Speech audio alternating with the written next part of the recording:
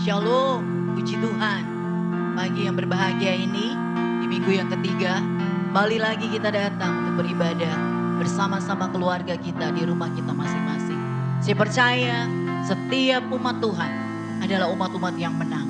Umat-umat yang dipilih oleh Tuhan untuk menjadi pemenang di dalam setiap kehidupannya. Baiklah pujian kita pagi hari ini, ngajak jemaat Tuhan sekalian, bilang buat kita semua, buat diri kita terlebih dahulu, bahwa kita orang-orang pilihan dari Tuhan. Kita dipilih oleh Tuhan. Biar kita naikkan pujian ini dengan sukacita. Dan kita berikan kemenangan sukacita itu bagi Bapa di surga. Amin.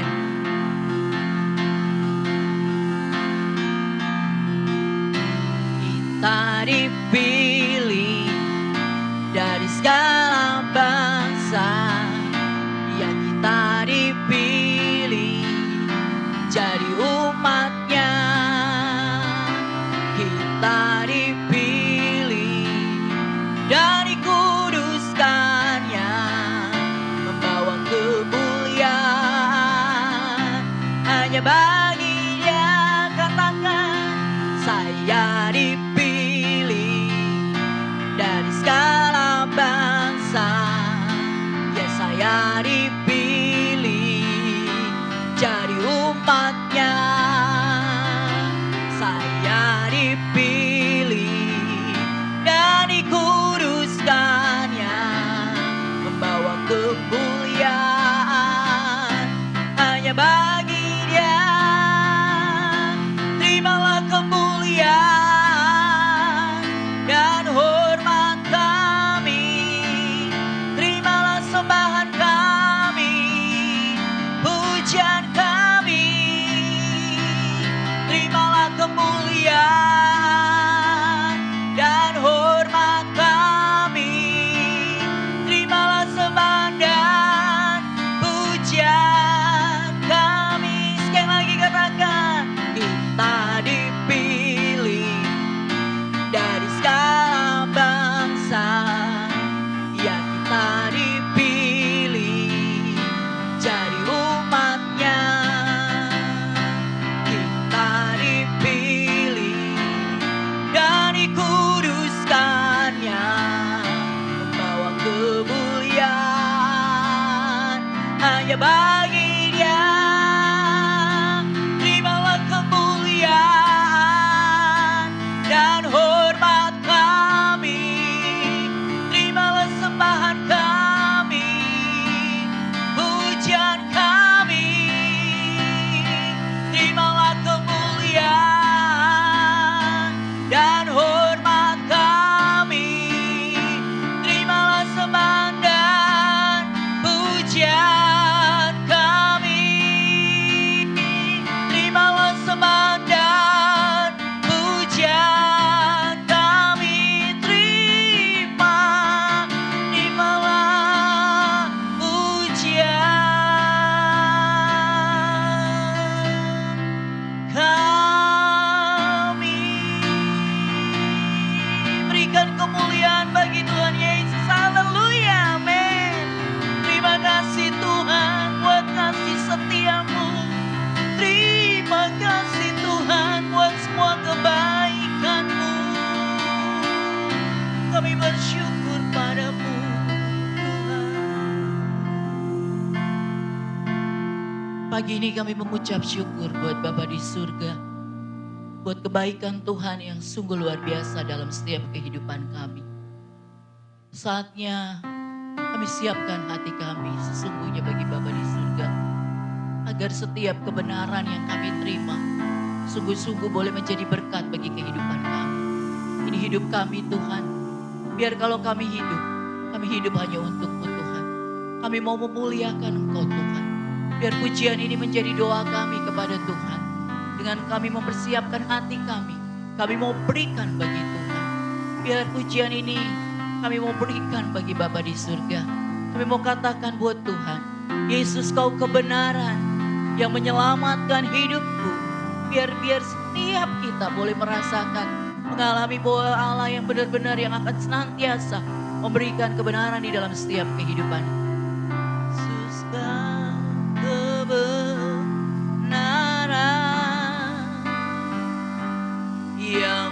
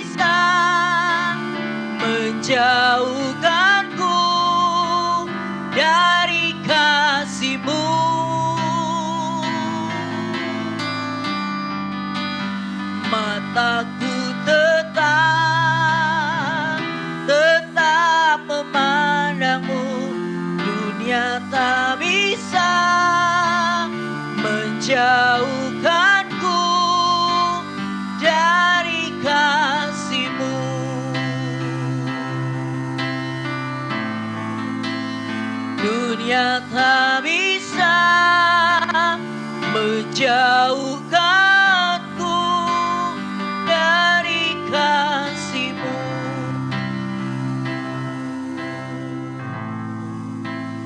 Dunia tak bisa menjauhkanku dari kasih-Mu. Haleluya, haleluya. Kami diberikan hidup kami berikan keberadaan kami bagi-Mu Tuhan. Terima kasih Yesus, biar pagi hari yang indah ini Kau kerjakan cara-Mu yang ajaib buat setiap hidup kami. Terima kasih Tuhan, terima kasih Bapa. Haleluya. Sekali lagi kita katakan, kalau ku hidup,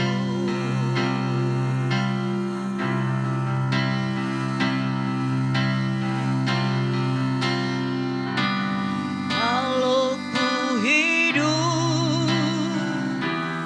hidup bagi-Mu, hatiku tetap menyembah-Mu. Dunia tak bisa menjauhkanku dari kasih-Mu. Katakan, bilang, dunia tak bisa, dunia tak bisa menjauhkanku dari kasih-Mu. Katakan, bilang, dunia tak bisa, dunia tak bisa menjauhkanku dari kasih-Mu.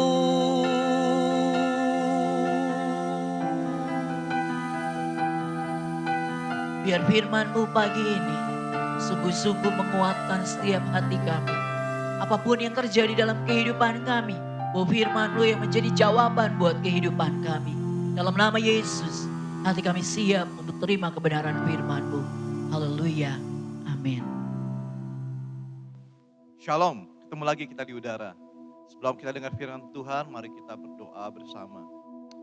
Bapa Yesus Roh Kudus, kami ucap syukur buat waktu dan kesempatan yang baik, sehingga kami masih boleh belajar akan firman-Mu bersama-sama, belajar dan mendengar firman-Mu dan memperkatakannya, ya Bapa, dari firman-Mu, sehingga roh kami boleh mendengarnya. Celikanlah ya Bapa mata rohani kami, supaya kami dapat melihat apa yang sedang Kau kerjakan sekarang, dan celikan juga telinga rohani kami, supaya kami dapat mendengar dengan jelas apa yang Kau ingin sampaikan melalui firman-Mu yang hidup. Mari Roh Kudus singkapkan semua penghalang-penghalang kami, sehingga pada hari ini, pada waktu dan kesempatan yang indah ini, kami boleh mengerti akan rencana-Mu dalam hidup kami.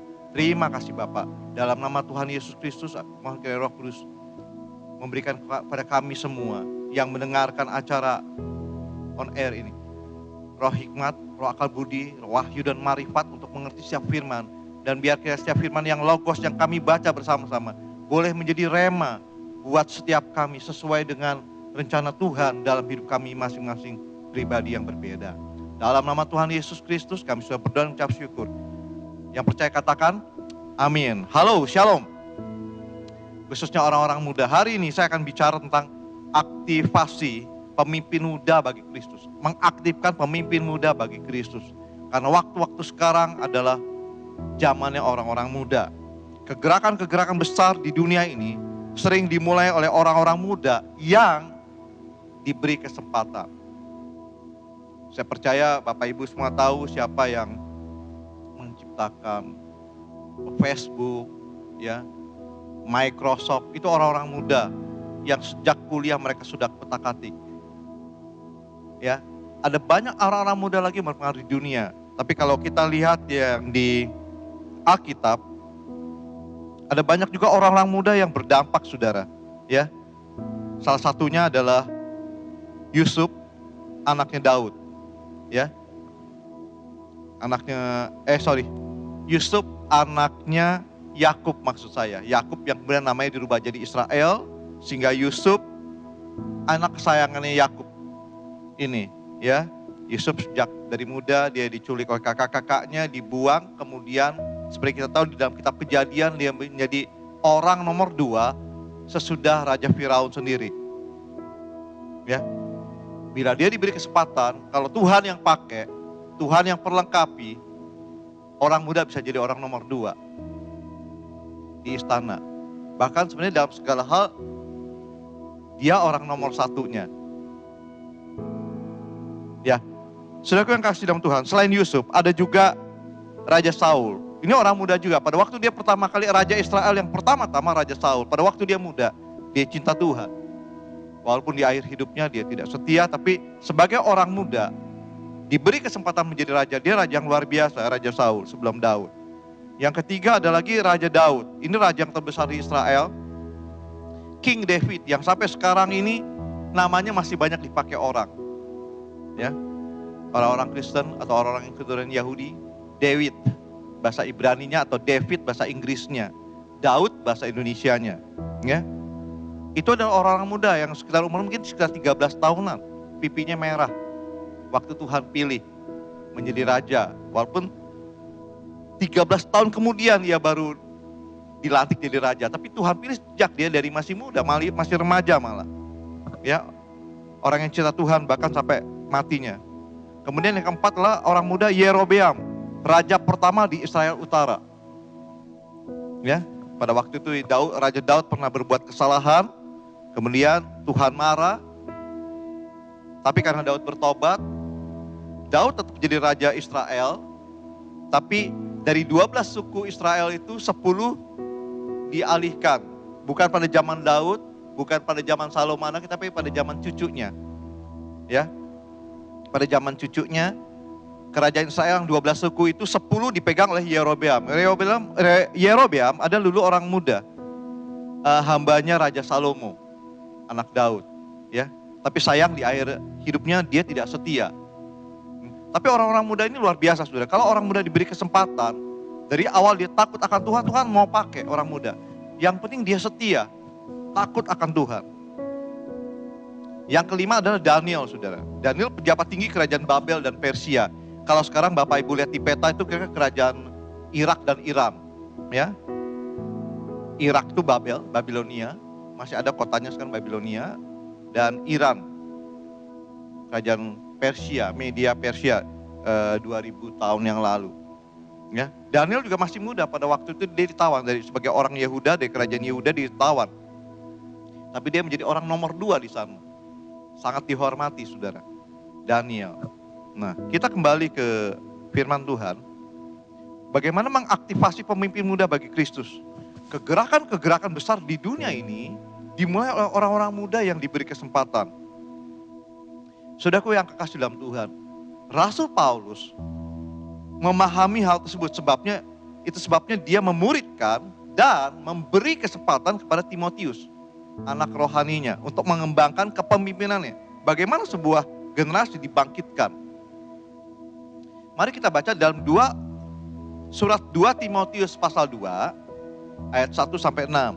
Surat 2 Timotius pasal 2 ayat 1 sampai 6.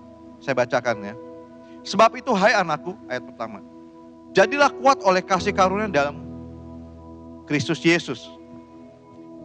2, apa yang telah engkau dengar daripadaku Timotius di depan banyak saksi, percayakanlah itu kepada orang-orang yang dapat dipercayai, yang juga cakap mengajar orang lain. 3, ikutlah menderita sebagai seorang prajurit yang baik dari Kristus. Seorang prajurit yang sedang berjuang tidak memusingkan dirinya dengan soal-soal penghidupannya, supaya dengan demikian ia berkenan kepada komandannya. 5, seorang olahragawan hanya dapat memperoleh mahkota sebagai juara apabila ia bertanding menurut peraturan-peraturan olahraga. 6, seorang petani yang bekerja keras haruslah yang pertama-tama menikmati hasil usahanya.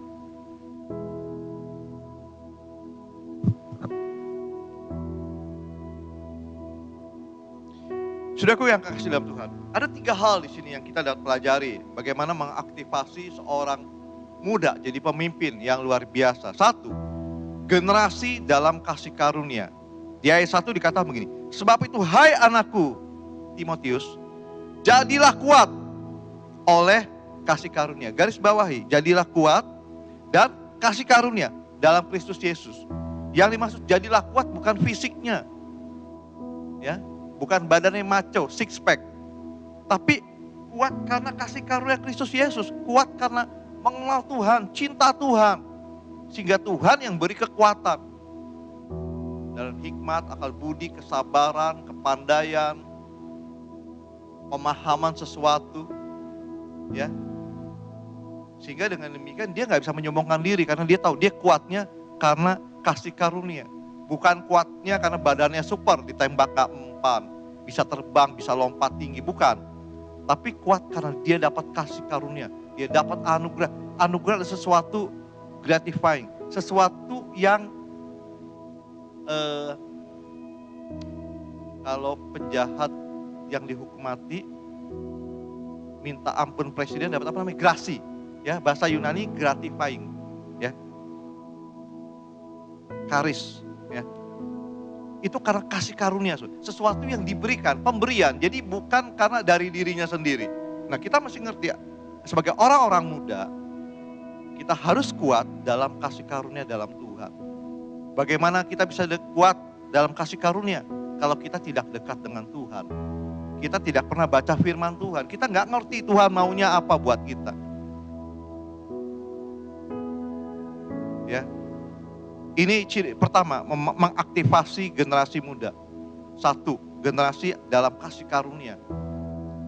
Nah, kalau kita lihat kenapa Timotius justru, nah kalau kita baca dalam sejarah, Timotius di sejarah gereja Katolik itu dia sebagai uskup, saudara. Karena pausnya itu yang pertama Petrus, kedua Paulus.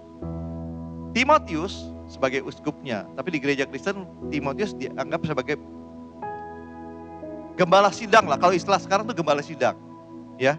Orang ini masih muda sekali, bahkan seringkali dihina oleh orang lain karena dia muda, ya. Rasul Paulus pernah katakan, janganlah kamu dianggap muda, ya. Nah, saya pelajarin begini, saudara, karena ternyata Timotius ini punya ibu namanya Eunike, punya nenek namanya Lois. Sejak dari neneknya tuh percaya sebagai orang Yahudi, dia percaya dan kenal Tuhan, takut akan Tuhan. Dia didik anaknya dan cucunya si Timotius ini untuk takut akan Tuhan. Timotius sendiri dalam bahasa Yunani artinya bagus, saudara. Dari kata time dan theos, ya, artinya dear to God. Theos itu teologia, theo, Allah maksudnya, ya. Orang kesayangannya Allah, ya. Neneknya kasih nama, jadi neneknya orang Yahudi, ngerti firman Tuhan, takut akan Tuhan, percaya Tuhan Yesus. Sementara bapaknya Timotius itu orang Yunani, tidak kenal Tuhan, makanya Timotius belum disunat. Tapi dia takut akan Tuhan, dia mengasihi Tuhan sungguh-sungguh, ya. Nah, masih yang pertama dalam generasi kasih karunia, ya. Paulus bahkan memerintahkan, jadilah kuat kepada Timotius. Itu masih dalam ayat pertama, sudah. Sebab itu hai anakku Timotius, jadilah kuat oleh kasih karunia dalam Kristus. Itu dalam bentuk perintah, saudara. Ayat ini bisa dipakai juga dari Rasul Paulus kepada kita, orang-orang muda, untuk jadilah kuat dalam kasih karunia. Bukan karena kuat karena kita belajar ilmu bela diri, kita belajar ilmu kebal, ya. Tapi cari Tuhan, cari hadirat Tuhan sampai kita terima anugerahnya, terima kasih karunia, terima urapannya. Sehingga kita boleh peka dengar suara Tuhan, ngerti Tuhan maunya apa. Ya. Alkitab katakan begini. Yang kedua, Daud menggambarkan kekuatan ini laksana kekuatan burung Raja Wali. Dalam Mazmur 103 ayat 5, saya bacakan. Mazmur 103 ayat 5. Sebab, dia yang memuaskan hasratmu dengan kebaikan, sehingga masa mudamu menjadi baru seperti pada burung Raja Wali. Ya. Daud menulis ini sejak dia remaja, dia sudah tulis. Dia sering pujian penyembahan. Walaupun dia jaga domba, kambing domba 2-3 ekor, bawa kecapinya, dia sering pujian penyembahan. Sampai jadi raja pun dia masih tulis. Dia katakan, dan setiap tulisannya itu menjadi yang luar biasa, sudah menjadi mazmur, pujian per Tuhan. Dia, maksud Tuhan ya, dia yang memuaskan hasrat orang muda dengan kebaikan. Hasrat di sini bukan nafsu ya, tapi kalau dalam bahasa Inggris dikata gini, who satisfied thy mouth with good things. Yang memuaskan mulutmu dengan sesuatu yang baik. So that thy youth is renewed like the eagles. Sehingga masa mudamu diperbaharui seperti burung Raja Wali. Who satisfied thy mouth. Yang memuaskan mulutmu untuk memuji-muji, menyukakan hati Tuhan. Ya, jadi memuaskan hasrat ini bukan bicara soal seksual, sudah bukan bicara hasrat yang lain. Memuaskan hasrat dengan kebaikan itu memuaskan mulutmu dengan kebaikan. With good things, sesuatu yang baik. Apa yang Anda lakukan senantiasa memiliki kekuatan rohani di dalam Tuhan. Yang kedua, saudara, bagaimana mengaktifasi generasi muda ini, pemimpin muda bagi Kristus. Tadi yang pertama adalah generasi dalam kasih karunia. Nah yang kedua, generasi yang memuridkan. Ya, itu dari ayat 2 Timotius 2 ayat 2. Apa yang telah engkau dengar Timotius daripadaku Paulus di depan banyak saksi, percayakanlah itu kepada orang-orang yang dapat dipercayai, yang juga cakap mengajar orang lain. Dalam kata lain, Paulus lagi memberikan satu konsep. Paulus lagi mengajar Timotius, lagi memuridkan Timotius, kemudian Timotius mencari orang lain yang dikatakan yang dapat dipercaya, yang juga punya kemampuan mengajar orang lain. Ya, seperti MLM begitu ya, multi level. Jadi Tuhan Yesus mengajar 12 muridnya. Juga termasuk kepada Paulus ya. Ya, dia ketemu Paulus, dia bicara kepada Paulus, Paulus jadi muridnya juga, jadi rasul juga. Salah satu rasulnya. Kemudian Paulus memuridkan lagi Timotius. Nanti dari Timotius dia memuridkan orang-orang lain, orang-orang muda lain yang dipercaya dan punya kemampuan untuk mengajar pada orang lain. Sehingga akhirnya kekristenan bisa mengcover hampir seluruh dunia.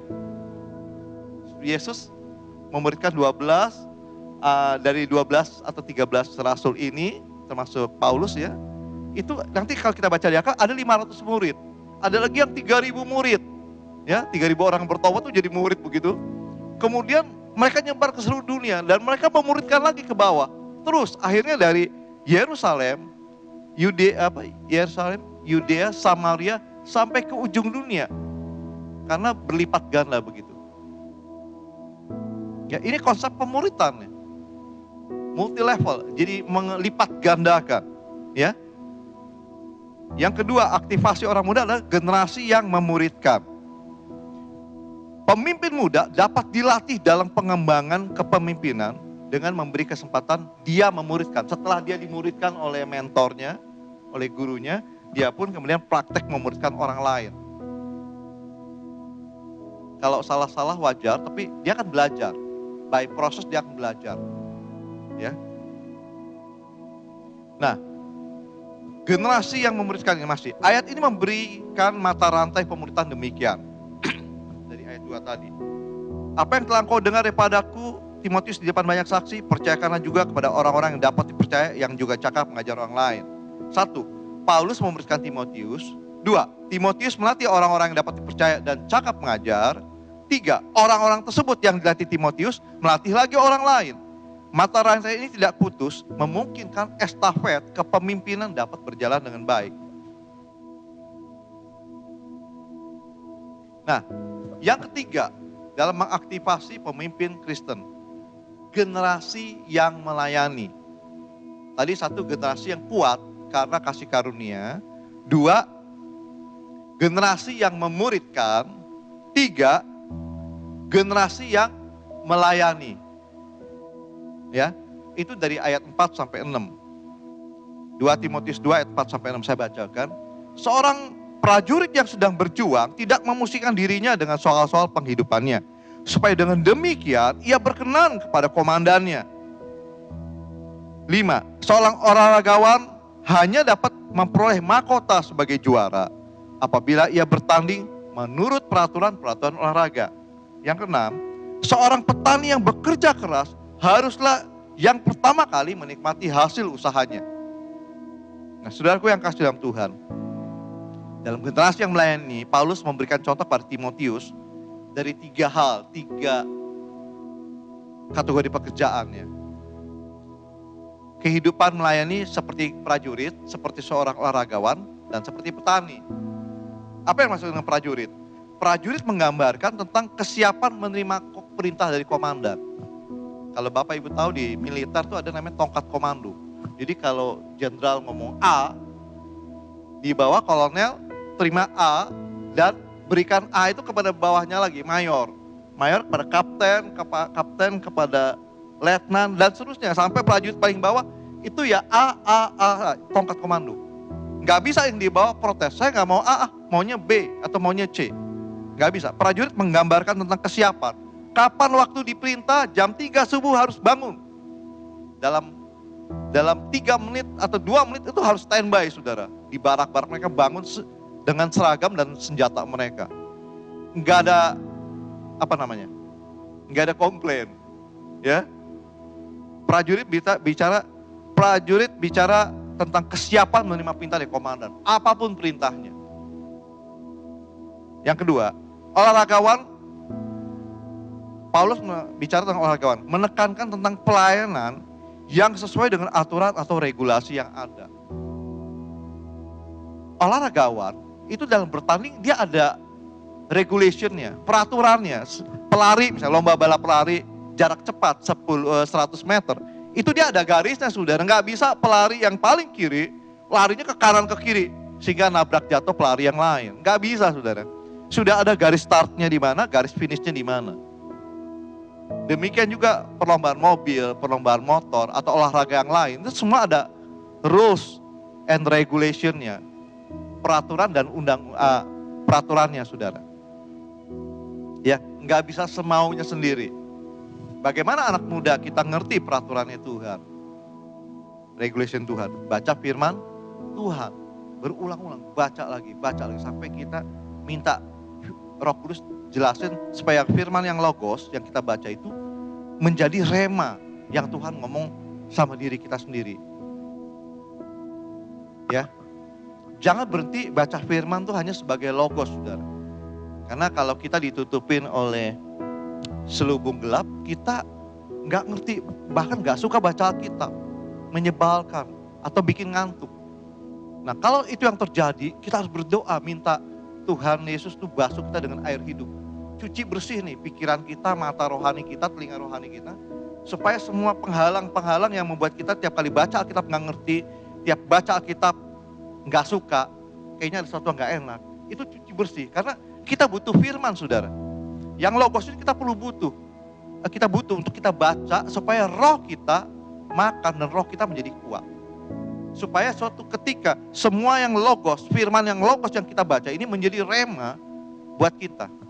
Ya, saya akan mungkin sedikit lagi ulangi lagi apa bedanya logos dengan rema. Toh dua-dua arti itu dalam bahasa Inggrisnya sama, words, dalam bahasa Indonesianya firman, seperti bahasa Arab ya, firman, kalimatullah, ya, firman. Beda, saudara. Walaupun kata-katanya sama yang kita baca ini, contoh begini. Kalau kita lewat di taman, ada seorang gadis ngomong sama pemuda, I love you, itu adalah logos. Si gadis ngomong sama pacarnya, ya, logos. Kata-katanya I love you itu logos. Tetapi kalau kita pulang ke rumah, kemudian pacar kita atau istri kita ngomong sama kita, I love you, kata-katanya persis sama, tapi ini menjadi rema. Kenapa? Karena perkataan itu ngomong buat kita, ditujukan kepada kita. Demikian juga firman Tuhan ini, logos ini perkataan umum, saudara. Di Kejadian sampai Wahyu itu logos, firman Tuhan untuk semua orang. Kita baca, ya. Tapi kita harus baca firman ini yang dari logos sampai suatu ketika kita menemukan ada 1-2 ayat yang menjadi rema, yang pada saat kita baca ayat itu, misalnya kita baca setiap hari 4 pasal. Dari sekian pasal itu kan ada puluhan ayat. Itu ada satu yang tiba-tiba pada saat kita baca, tek, kita berasa Tuhan ngomong sama saya ini. Tuhan tegur saya kesalahan saya ini. Tuhan tahu persis. Ayat itu hidup sudah seperti Tuhan lagi ngomong sama kita. Itu rema.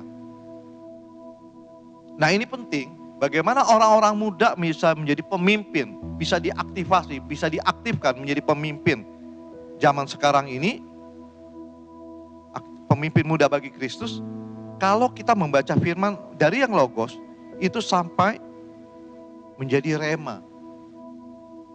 Ya, seperti yang Yesus katakan, ingat sebelum Tuhan Yesus pelayanan, dia puasa 40 hari. Setelah selesai puasa, dia lapar. Iblis kasih percobaan 3 percobaan. Ingat percobaan pertama, kalau engkau anak Allah jadikanlah batu ini roti. Tapi Yesus jawabnya apa? Manusia hidup bukan hanya dari roti saja, tapi dari setiap firman. Nah, firman yang dipakai itu bukan logos, saudara. Tapi kata firman yang dipakai di situ dari kata rema. Artinya, kita anak-anak Tuhan, orang-orang muda, hidup bukan hanya dari roti atau makanan jasmani ya yang masuk ke mulut kita. Tapi kita perlu sampai dapat firman yang rema gitu loh. Yang sampai Tuhan ngomong jelas buat kita. Bukan hanya sekedar firman yang logos yang kita baca tiap hari. Ya. Saudaraku yang kasih dalam Tuhan. Dari hal yang ketiga tadi, generasi yang melayani ya. Aktivasi pemuda menjadi pemimpin Kristus. Satu apa? Generasi dalam kasih karunia. Kedua, generasi yang memuridkan. Ketiga, generasi yang melayani. Nah, petani memberikan pelajaran tentang kesabaran, menantikan hasil dari apa yang telah dikerjakan. Bagaimana ketiga profesi itu memberkati Anda secara pribadi dalam hal pengabdian atau pelayanan kepada Tuhan. Setiap anggota keluarga mendapat kesempatan dalam ibadah ini setidaknya membaca Alkitab. Ya, bagi anak yang sudah bisa baca tulis. Ayo kita minta kepada anak-anak kita yang sudah mulai bisa membaca, baca firman Tuhan yang logos, saudara. Nggak apa-apa, logos nggak apa-apa, baca terus berulang-ulang. Karena pada waktunya nanti Roh Kudus akan bicara, ayat yang logos itu akan menjadi rema. Ya. Haleluya, puji Tuhan saudara. Hari ini kita sudah selesai bicara tentang aktivasi pemimpin muda bagi Kristus. Ya. Sekarang zamannya pemuda, ingat waktunya sudah dekat, sudah akhir zaman. Kita harus dekat dengan Tuhan, karena kita nggak tahu kapan Tuhan datang, kapan pengangkatan. Kita anak-anak muda, kita harus siap. Caranya baca firman. Supaya suatu ketika Tuhan ngomong, yes, this is the day, ini harinya pengangkatan. Kita siap saudara, karena kita baca firman. Kita bisa bimbing, kita bisa menjadi pemimpin di keluarga kita, di kampus kita, di sekolah kita, di tempat pekerjaan kita sebagai orang muda yang diaktifkan menjadi pemimpin Kristen oleh Tuhan karena kita baca firman. Seperti Timotius bukan dadakan saudara. Dari neneknya kenal Tuhan, takut akan Tuhan. Lois dari ibunya Eunike sampai ke Timotius. Ya, itu ada prosesnya. Pengenalan Tuhan sejak dari muda. Saudaraku yang kasih Tuhan, mari kita berdoa bersama, kiranya Tuhan yang mencelikan mata rohani kita supaya kita bisa melihat apa yang Tuhan sedang kerjakan dan apa yang Tuhan mau kita kerjakan. Dan supaya Tuhan juga buka telinga kita untuk saat mendengar firman ini, sehingga setiap logos yang dikatakan, setiap firman logos yang dikatakan boleh menjadi rema bagi setiap kita. Mungkin remanya berbeda setiap orang sesuai kebutuhan, tapi biar itu sudah jelas tahu ini dari Tuhan buat saya pribadi. Mari kita berdoa. Bapak Yesus Roh Kudus, kami ucap syukur karena Engkau baik, Engkau sungguh sangat baik. Hari ini kami boleh belajar Tuhan, bagaimana mengaktifasi pemuda menjadi pemimpin Kristen Tuhan, pemimpin Kristus. Biar kiranya kami boleh menjadi pemuda yang kuat karena kasih karunia. Kami boleh jadi pemimpin yang memuridkan orang lain Tuhan. Baik di lingkungan kami yang terdekat, keluarga kami, saudara kami, rekan kerja kami di kantor, di kampus Tuhan, dimanapun kami berada. Hidup kami boleh menjadi pemimpin, meneladani Tuhan Yesus Kristus sebagai pemimpin utama. Dan kami melakukannya. Dan boleh menjadi kami boleh jadi generasi yang melayani Tuhan. Terima kasih Roh Kudus. Hamba-Mu sudah selesai menyampaikan firman-Mu. Kiranya Tuhan, Engkau sedang memberkati setiap firman yang keluar. Karena aku sepakat dengan Engkau ya Bapa. Setiap firman yang keluar pada mulut-Mu tidak pernah kembali dengan sia-sia. Ia akan berhasil dengan maksudnya. Bapak, aku juga sepakat dengan Engkau. Bahwa bukan korban bakar atau korban sembelihan yang Kau kehendaki. Tetapi pertobatan orang-orang fasik. Biar kiranya setiap firman yang keluar pada mulut-Mu Tuhan. Yang disebarkan melalui YouTube. Siapapun orang yang mendengarkannya. Siapapun orang yang membagikan video ini kepada orang lain untuk mendengarnya. Dan setiap orang yang mendengarnya Tuhan boleh mendengar. Engkau sendiri yang berkata-kata melalui logos-Mu. Melalui firman-Mu yang logos. Dan jadikan itu ya Bapa. Menjadi rema buat setiap orang sesuai kebutuhan mereka masing-masing. Sehingga mereka boleh berkata-kata. Aku boleh mendengar suara Tuhan.